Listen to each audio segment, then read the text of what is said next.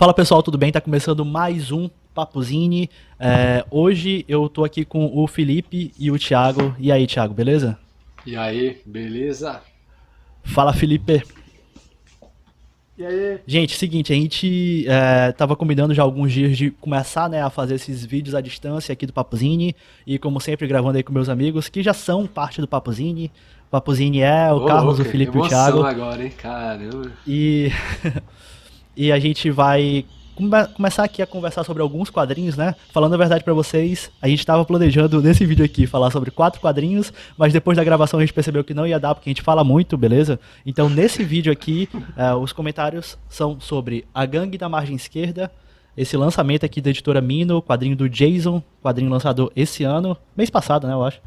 E O Homem Sem Talento, quadrinho lançado pela Veneta, do Tsuge, e que foi lançado ano passado, um dos principais quadrinhos lançados ano passado aqui no Brasil, beleza? Então vocês vão acompanhar um vídeo aí que a gente conversou bastante sobre esses dois materiais, e em breve a gente grava outro também sobre outros quadrinhos. Espero que vocês gostem desse formato, eu espero que vocês que acompanham o Papozinho estejam se cuidando.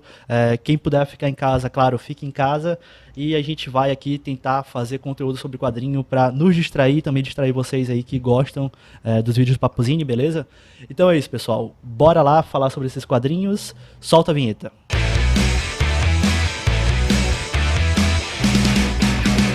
Então vamos começar com o lançamento já de 2020, que é esse quadrinho aqui, Gangue da Margem Esquerda, o lançamento da editora Mino, mais um quadrinho, o segundo quadrinho do Jason, né, que a Mino lança aqui no Brasil.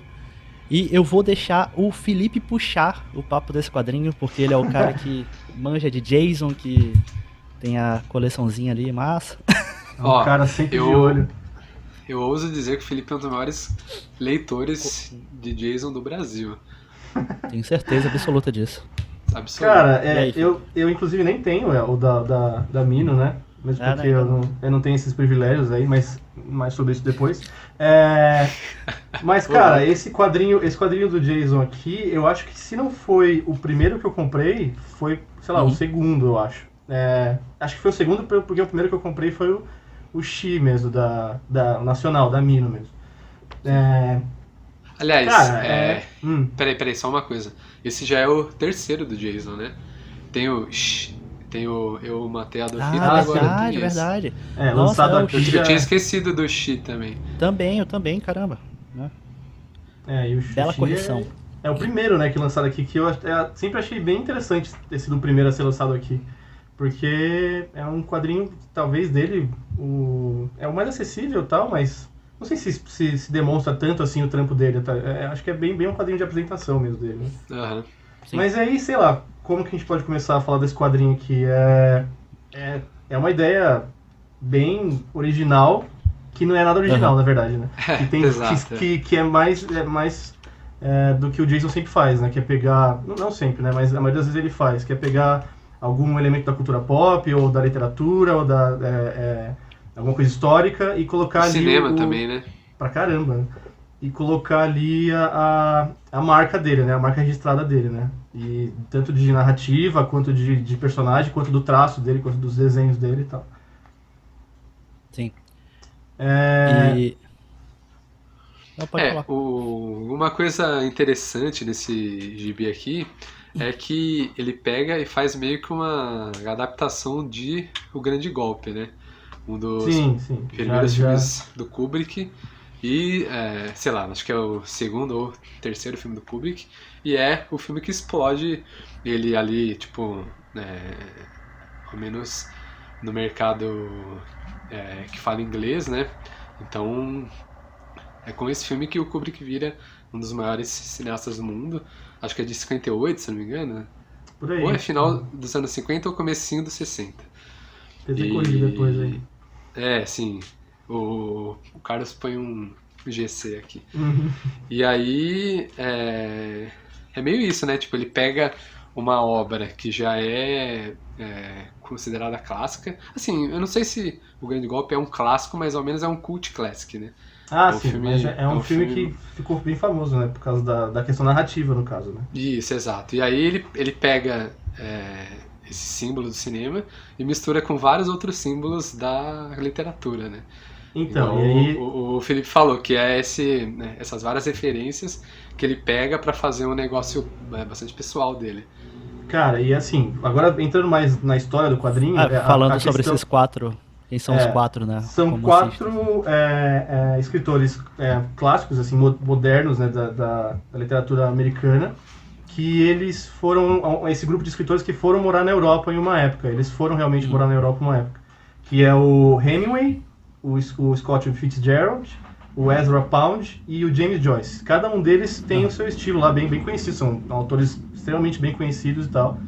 Só que o que ele faz? Em vez de eles serem literários, eles escreverem em prosa, eles são quadrinistas dessa vez. E eles Isso é maravilhoso, né? Cara, é uma ideia incrível. Que esse é o mote do gibi, né? Assim, digamos que o primeiro deles, né? Esse gibi tem várias coisas, né? Então ele pega esses Mostra, 4... tipo... Esse aqui é... Fala aí, pode falar. Essa aqui é a versão acho que da Fantagraphics, essa aqui.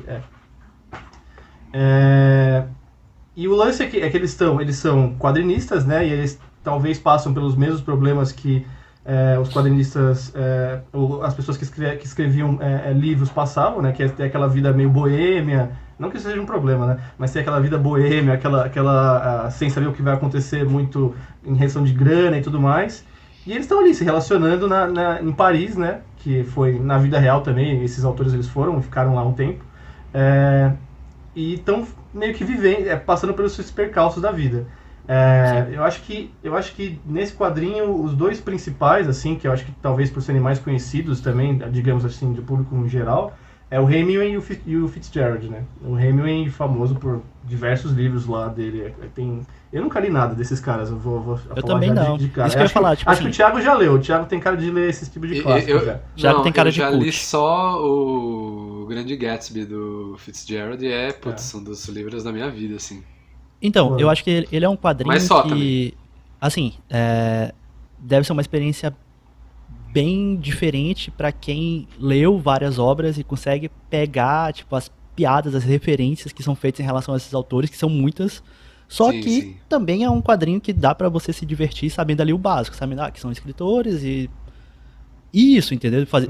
Sacando essa brincadeira de que eles são os quadrinistas e que, na verdade, ele tá colocando essas figuras, esses romancistas famosos como quadrinistas, que têm as dificuldades da vida ali de ganhar grana, isso acaba desencadeando problemas com as famílias de alguns deles ali, e eles morando na Paris dos anos 20, tentando se virar e tal. E aí tem um grande lance do quadrinho que eles tentam, eu não me lembro quem é que dá a ideia, né? Que eles resolvem roubar um banco, né? Que é o que o Thiago isso. falou, que é a parte parecida com um grande golpe, né? Pode crer, sim. Do Kubrick. Que aí eles resolvem roubar um banco, né? Tipo, é o único jeito. Tá zoada e tal. Tipo, o único jeito de se resolver é roubando um banco. E aí são tipo, 4 caras que tipo, não tem essa habilidade e tal, mas eles bolam um plano pra fazer, né? Isso. Uma coisa legal da narrativa desse quadrinho é que você falou das referências, né, de as obras desses caras e tal. Eu achei, assim, um conhecimento bem geral, assim, bem superficial que eu tenho desses autores, tipo, que as personalidades deles são bem famosas, né? Tipo, a relação sim. do Fitzgerald com a mulher dele, o Hemingway, aquele jeitão dele machão e tal, do Hemingway e tal, mas de um grande coração, esse tipo de coisa. Coisa que eu, por exemplo, peguei assim por ter tido essas referências de outros lugares. Mas é interessante geral, né? Que, agora falando mais da história do quadrinho em si, ele tem bem essa estrutura de gag, assim, do Jason. Então, tipo, meio que cada página, assim, ou cada 2 páginas vai ter uma cena que tem meio uma piadinha, assim. E eu acho que esse quadrinho é interessante porque o Jason ele vai falando realmente, né, dentro dessa história, dos problemas que ele tem como sendo um quadrinista, como sendo um cartunista, tipo, na vida dele de autor, e aí ele coloca isso nesses personagens, né, como se eles tivessem esses problemas, tal. Tipo, você vê eles indo no café e rabiscando, fazendo sketch de umas páginas, ou indo pedir ajuda pra outros autores, que é uma outra autora, eu acho que era, acho que ela chama Gertrude Stein, que ela era tipo uma mentora, assim, do Hemingway. Tem até uma cena em que ele tá conversando com ela e tal. Mas o que é interessante é que o Jason ele pega esses elementos pra zoar, eu achei, o próprio jeito, o próprio estilo dele e como as pessoas veem o estilo do Jason. Tem uma parte que eu achei bem engraçada, que é aquela hora que ele fala assim... eu sei até o que tu vai falar. Os personagens do Hemingway, né? não dá pra diferenciar um do outro, sabe? Tipo, eles são difíceis de eles estão todos iguais, é difícil de diferenciar. E aí ele põe, tipo, vários personagens parecidos nessa mesma página e tal. Ele E não tem fala do Dostoiévski, isso, não? Ah, é isso mesmo. Isso, do Sobre Dostoiévski, isso, é. Que ele fala, né, que não dá pra diferenciar um do castigo, outro, aí alguma você coisa fica, assim, né? nossa, ele tá claramente zoando com ele próprio, né? Que tem Zoando. vários momentos Sim, ali sim. que os personagens Aí do ele vai- Jason são bem parecidos e tal. E ele usa isso também, meio contra e a favor dele. Tem muito a ver com o estilo dele, né? De você ter que prestar muita atenção nas características de cada personagem, porque eles são animais As ali. roupas dos personagens. Sim, tipo, Sim. Em traços, assim, bem simples, tal. Tem várias histórias dele que ele usa esse tipo de coisa, tipo assim, pra fazer você realmente ler aquela história. Você tem que ler, você não vai só passar o olho e tal. Sim. É um quebra-cabeça que você tem que montar mesmo. E isso e uma característica do trabalho dele é fantástico. E uma das coisas mais legais aqui, quando já começa a parte de ação mesmo, né, do roubo ao banco e tal, é que a gente vai vendo a visão de cada um desses acontecimentos, né? A gente vê na visão, sei lá, do Hemingway. Hemingway? E aí, tipo, volta, aí a gente vê do outro, depois do outro. E, nossa, a narrativa do Jason pra contar esse tipo de história dessa maneira é incrível, né, cara? Os detalhes ali, cada cada quadro realmente com... É que a gente falou, né, já, Felipe, né, no vídeo sobre... Sim. No vídeo sobre Eu matei Jason. Adolf Hitler, né, com a narrativa do Jason, como que é incrível. E, assim, nessa cena de ação ele usa muito... ele usa muito das cores pra identificar alguma coisa importante ali, tipo... Na cena de ação, quando tem alguma coisa, sei lá, um tiro, alguma coisa assim, o quadro fica todo vermelho. São os elementos que ele usa, assim, que eu acho que são demais, assim, pra narrativa dele. E são cenas com muita coisa acontecendo, mas ele representa sempre com um movimento mais preciso, assim, sabe? Tipo, tem umas cenas de tiroteio que você até fica meio perdido a primeira vez que você lê, mas conforme você vai lendo as outras narrativas dos outros personagens na visão deles, você vai entender. Cara, é muito legal. É um quadrinho. Vai todos se complementando. Divertido de você ler. Tipo, você tá percebendo que você tem que se colocar ali como autor, como leitor participante ali da obra, entendeu? Isso eu acho sensacional. Não, e só pegando isso que o Felipe comentou, de você meio que ir montando, né? Um quebra-cabeça, conforme as cenas vão se passando. É curioso que um texto que eu fiz quando saiu o Xia aqui no Brasil, acho que 2018, né? Sei lá, 2017, faz bastante tempo já. Eu comento que o Jason é um mestre do uso da elipse, né? E nessa metade final da história, que é o roubo ao banco em si, em que ele conta, né? Tipo, os 4 ou 5 pontos de vista de forma separada, aí que você percebe o quanto essas elipses que ele sempre usou, né? Ao longo da carreira, fazem a diferença para se contar uma história que envolve o leitor, né?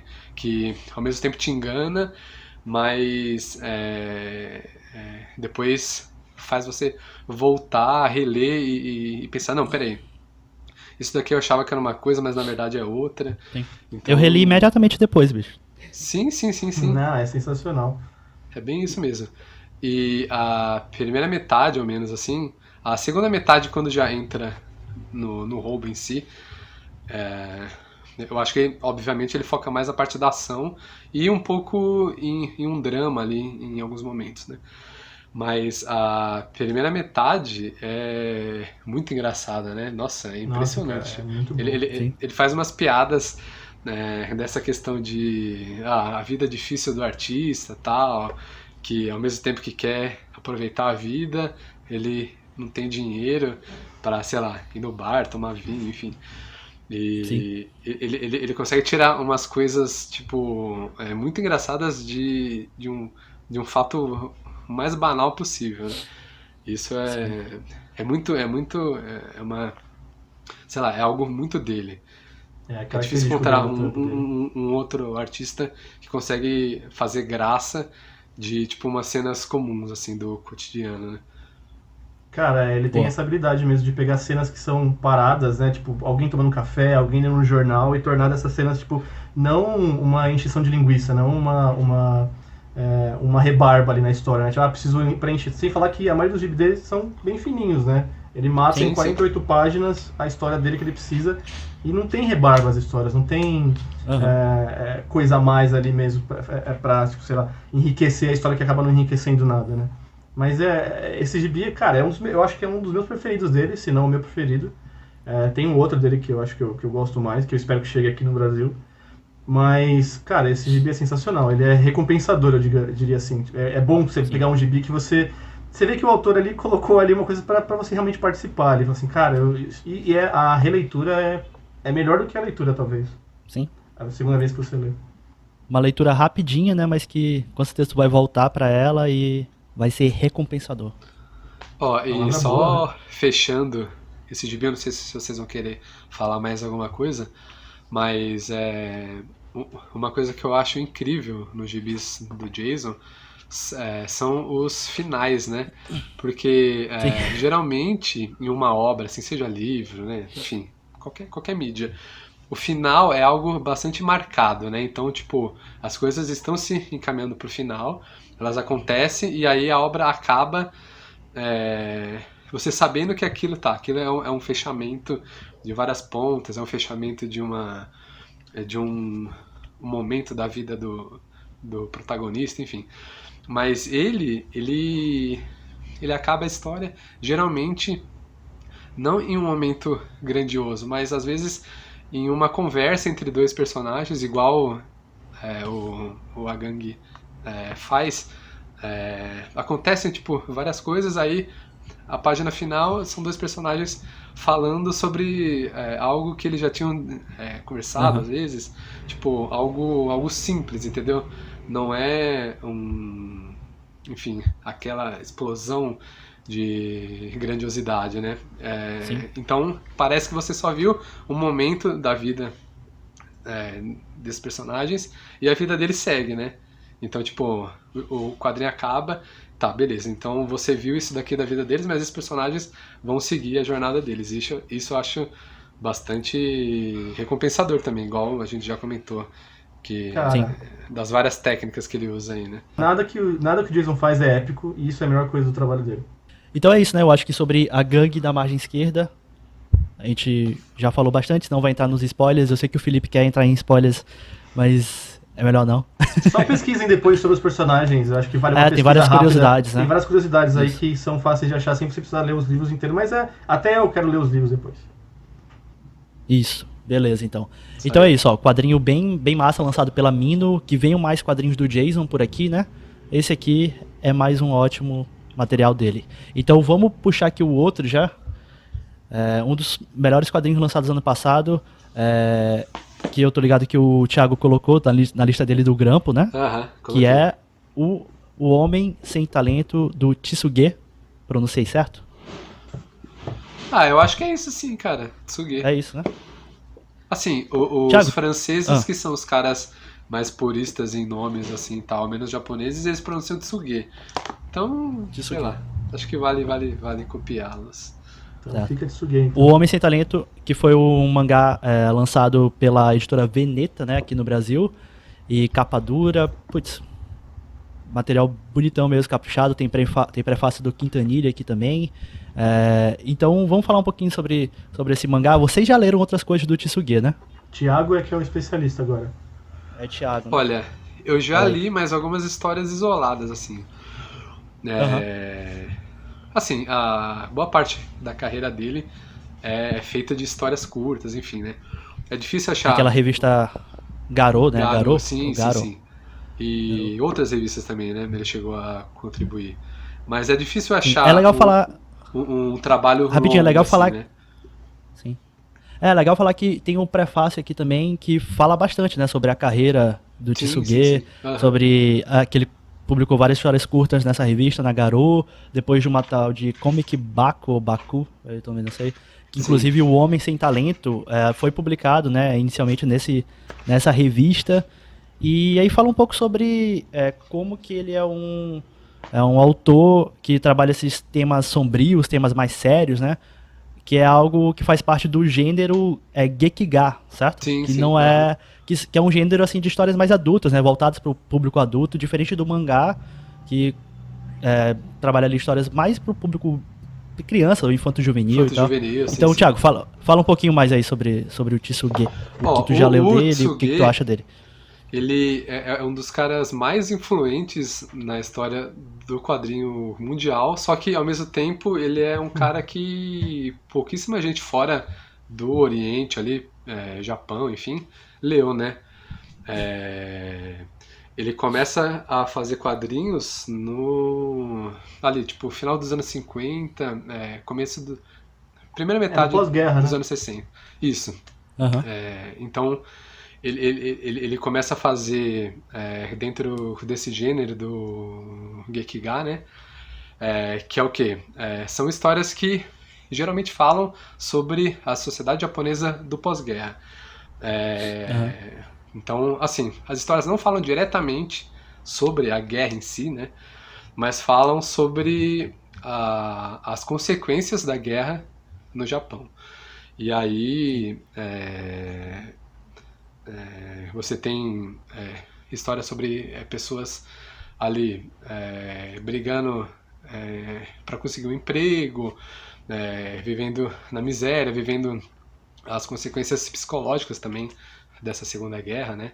E também as consequências da invasão da cultura americana nesse Japão pós-guerra, né?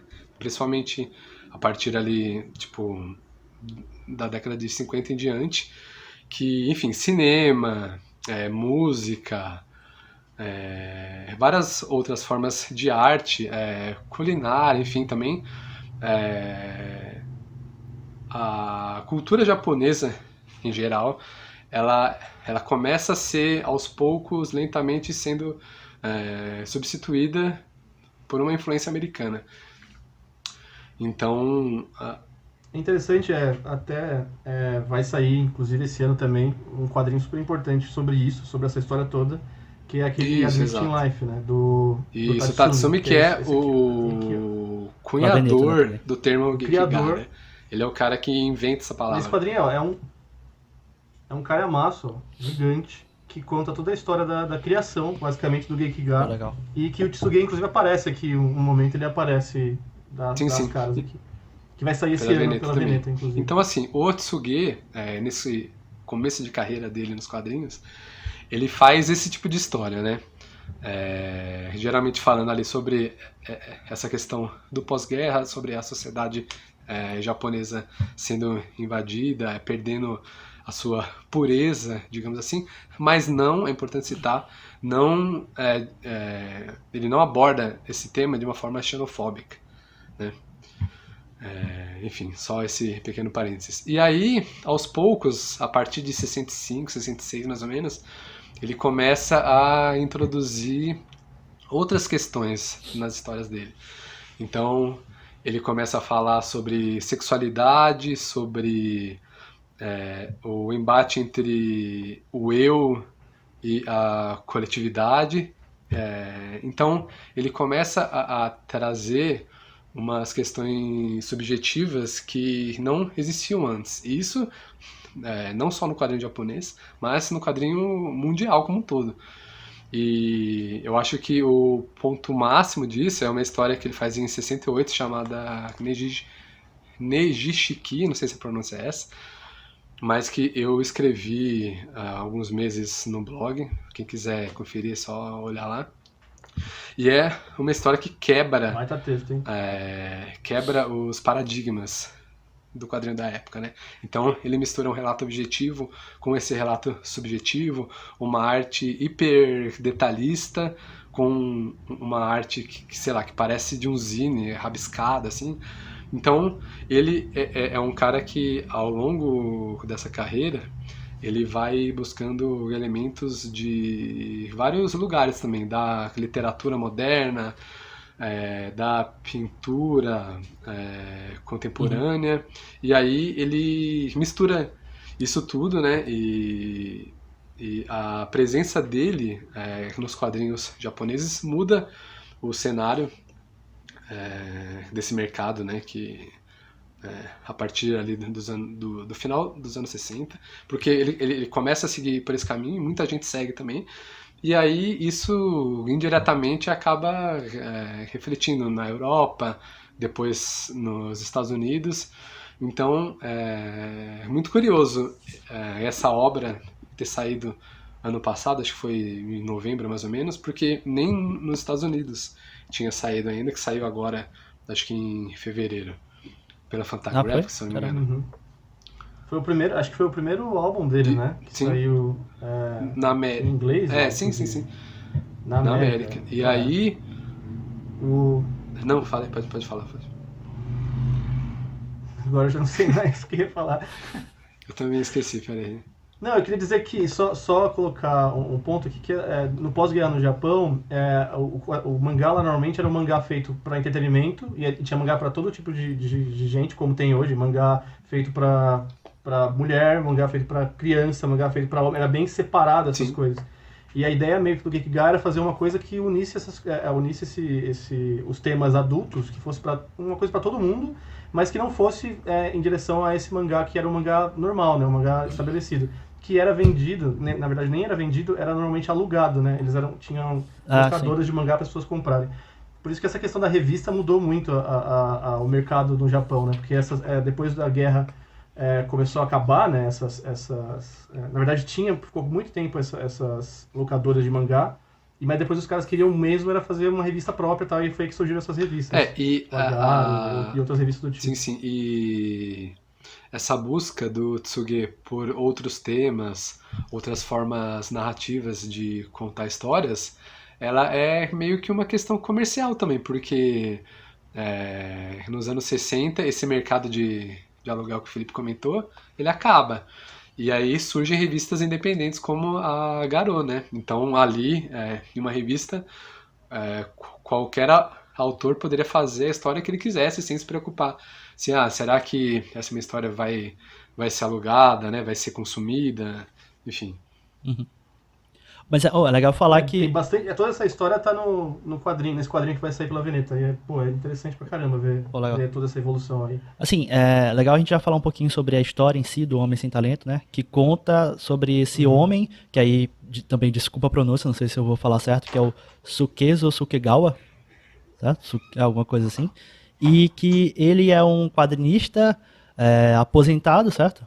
Ele era um quadrinista até... Aposentado por vontade própria. Por vontade própria, isso. Porque ele desistiu simplesmente de fazer quadrinhos por conta de achar que não dava dinheiro suficiente, não recompensava ele da maneira que ele queria, e ele abandona os quadrinhos para tentar ganhar dinheiro com outras profissões, né? Ele sempre tem alguma ideia diferente e ele busca enriquecer assim de maneira rápida, né? Então a gente vê ele, sei lá, vendendo pedras entre aspas preciosas, na verdade, câmeras analógicas, né? Tipo, tentando vender essas câmeras e tal. O lance desse quadrinho é que ele é em si um paradoxo, né? Tipo, então, isso que eu ia falar. O lance dele... Fala aí. É que o tempo todo, e ele sabe disso, ele escreve, essa história acho que é de 80, sim. Né? E o cara tá fazendo quadrinhos desde os anos 50, então é quase se não for o começo do fim de uma carreira, não que a carreira dele tenha acabado e tal, mas é um momento da carreira dele que ele tá fazendo outras coisas, porque, tipo, ele não dá mais valor ao quadrinho. Sim. Parece que ele não... Ou, na verdade, ele não aceita, né? Esse valor que é dado pra esse trampo que ele faz, que é o trampo que ele faz do jeito melhor. Sim. Então ele passa a vida dele buscando meios de fazer dinheiro com os tipos de serviço mais absurdos pra se conseguir dinheiro, no caso, Sim. né? Tipo, é como se ele estivesse buscando realmente ser uma pessoa sem talento, sendo que ele, na verdade, ele né? Na verdade, ele tem talento. Sim. Agora, é legal falar, tipo, o quadrinho, ele tem muito do próprio autor, certo? Porque o Tsuge também é um cara que ele terminou a carreira dele muito cedo, né? 87, se não me engano. Algo assim, tipo, ele terminou muito cedo. Só que, ao mesmo tempo, esse quadrinho não é uma autobiografia dele. E aí tem no prefácio aqui falando um termo que é o shosetsu também, que fala que é o seguinte, que são histórias que não buscam relatar os fatos tal como ocorreram, mas, sobretudo, introduzir na história elementos da sua própria experiência a fim de lhe conferir realidade. E é exatamente isso, né? Aqui você sabendo um pouquinho da história do autor, você percebe que ele está claramente falando sobre ele próprio. Sobre esse desgosto, provavelmente também com a arte de ter desistido muito cedo, mesmo sendo um autor, hoje em dia, né, extremamente valorizado e tudo mais.